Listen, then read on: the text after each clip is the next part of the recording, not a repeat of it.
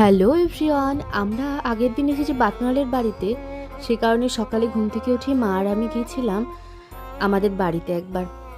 বাড়িটা পরিচর্যার অভাবে আর না আসার অভাবে একবারে জংলি লতা পাতাতে বাড়িটা ভর্তি হয়ে গেছে। গেটটা কিছুতেই খোলা যাচ্ছে না, এই কারণে উল্টো দিকে এসেছি মা আর আমি খুলতে। আর ওই দিকটা জেঠু একটু তেল দিয়ে খোলার চেষ্টা করছে। বাপি খুব যত্ন করে বাড়িটা বানিয়েছে। বাড়িতে এসে সেভাবে থাকা হয় না, মেচুমা বদনদের বাড়িতেই থাকা হয়, তাও কোনো অনুষ্ঠান লাগলেই বেশি আসা হয়।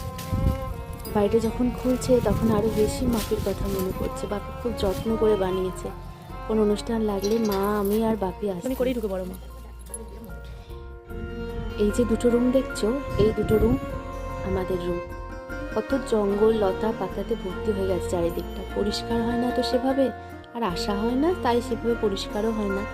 সেই কারণে একদম জঙ্গলি গাছে ভর্তি হয়ে গেছে। বাপিকে বড্ড মনে পড়ে জানো, তবে বাপি তো সারা জীবন অন্তরেই থাকবে।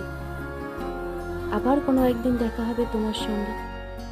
ভালো থেকো, সুস্থ থেকো আর সাবধানে থেকো। আর উপর থেকে আশীর্বাদ করো যেন আমরা সবাই ভালো থাকতে পারি, সব কিছু নিয়ে সবাইকে নিয়ে ভালো থাকতে পারি। আমি এসেছি বলে মেজমা আজকে খাসির মাংস রান্না করছে, তা আবার কাঠের জারে। আর কাঠের জারে খাসির মাংস মানে দারুণ টেস্ট হয়।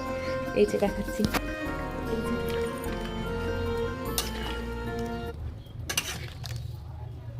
এই যে মেজমা রান্না করছে এখন।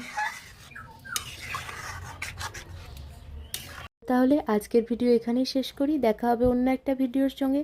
সবাই ভালো থাকবে, সাবধানে থাকবে আর অবশ্যই সুস্থ।